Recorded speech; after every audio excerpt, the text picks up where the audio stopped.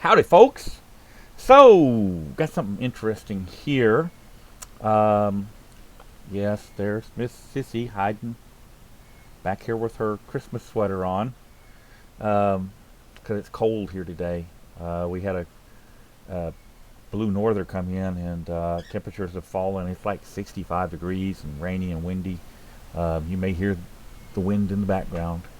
But so we had a sergeant with the Houston Police Department that was shot and killed earlier this week. It's an unfortunate incident. Um, and for all you haters out there that are talking your trash, I don't want to hear it. But of course, Chief Acevedo is exploiting this unfortunate tragedy to promote his political agenda, which is gun control. He wants your guns. He does not want you to have guns, no matter what he tells you. He does not want you to have guns at all. Period. End of story. All right. So here's the interesting thing, or the gist of the matter. This sergeant was responding to a domestic violence call, and spotted the subject and girlfriend walking down the sidewalk. He stops, gets out of his vehicle, and the male suspect produces a handgun and begins to fire on the officer, mortally wounding him. It is tragic. It's wrong. I personally, I have an issue with it, and I hope that justice is served. Now, we get to the Acevedo incident. Um, Chief Acevedo begs lawmakers to reconsider gun laws. Let's see. I, Eleanor. No, I'm not going to do that. Houston Police Department commanders and officers arrived Monday morning to escort the body of their fallen colleague, Sergeant Chris Brewster, to the funeral home. Brewster was shot while responding to a domestic disturbance call on Houston's east side Saturday evening. He served with HPD for 9 years, including Patrol Division's Gang and Major Offenders Division, according to HPD. Now, I don't understand. This guy had a lot of experience dealing with violent criminals, and I am confused at his level of laxness, because it was reported that this officer was armed. That this subject was armed. And so I'm confused why he didn't wait for backup or, use more caution when approaching.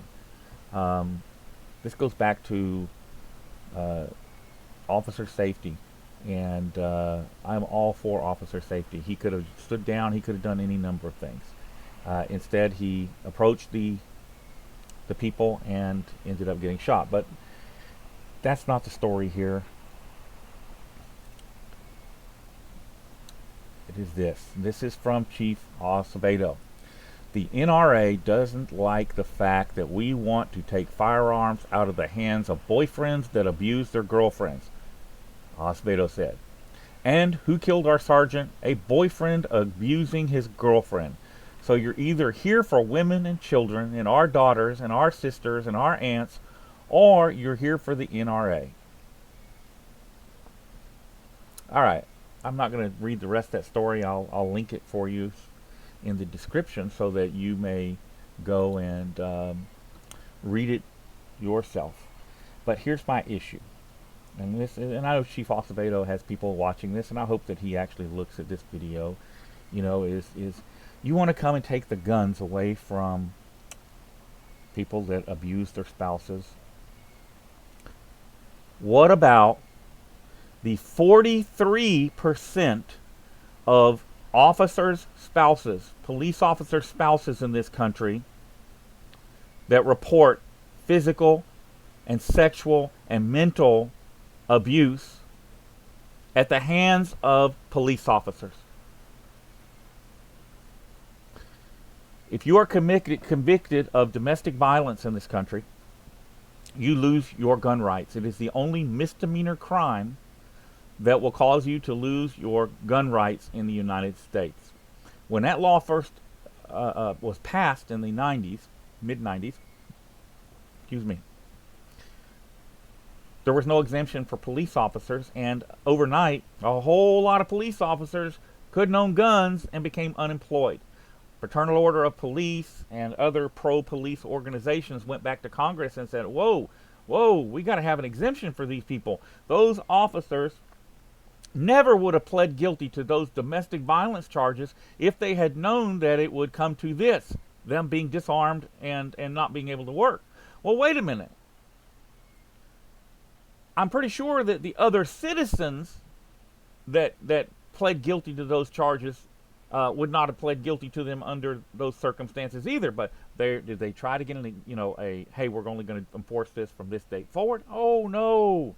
No, enforce that on all those citizens, those mere citizens. But us public servants should have an exemption. So there is an exemption for law enforcement officers convicted of domestic violence. They don't lose their job, they don't lose their badge, and they don't lose their guns. But if you get convicted for it, you lose your guns. And Art Acevedo is okay with that. He's okay with that. He wants your guns any way he can get them. But not his officers. If his officers beat somebody, if his officers murder somebody in their home, hashtag justice for the Tuttles. If his officers slap their wives around, hey, that's okay. That's no big deal. But if you're accused of, abusing your girlfriend, we got to take your guns from you. We got to get those guns. They got to go. You can't have them. It's sickening. It is wrong on so many levels that anybody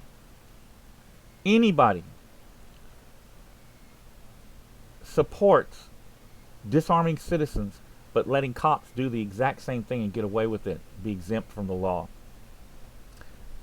It is disgusting and it is wrong, and it's time that it changes. Because if we change it, then maybe these cops, this 43% of police officers in the United States, will quit beating their wives, will quit beating their children, quit beating their girlfriends. And by the way, that statistic doesn't include girlfriends. That statistic is from spouses of law enforcement officers. So the numbers are going to, and it's going to be an underreported crime. So the numbers are going to be much higher than what are actually revealed. I urge you to contact your congressional representative, and we're going to take that exemption away. The police officers must have consequences when they break the law, just like the rest of us. Just like the rest of us. They must face consequences. And if they can't have enough self-control to not beat their wives, beat their children, beat their girlfriends, if they don't have the self-control to not do that, do we want them running around on the streets with guns? With a license to kill? Because that's what that little badge is. That's what qualified immunity gives them. That's what prosecutors who are put in place with the endorsement of police unions, because they won't prosecute crooked cops. That's what it's the core issue of the problem is. That's what's creating the divide between law enforcement and communities in America today. Guys, that's it. I appreciate you taking time to listen to me ranting. I will put a link to this article in the description. You guys be safe and have a great day.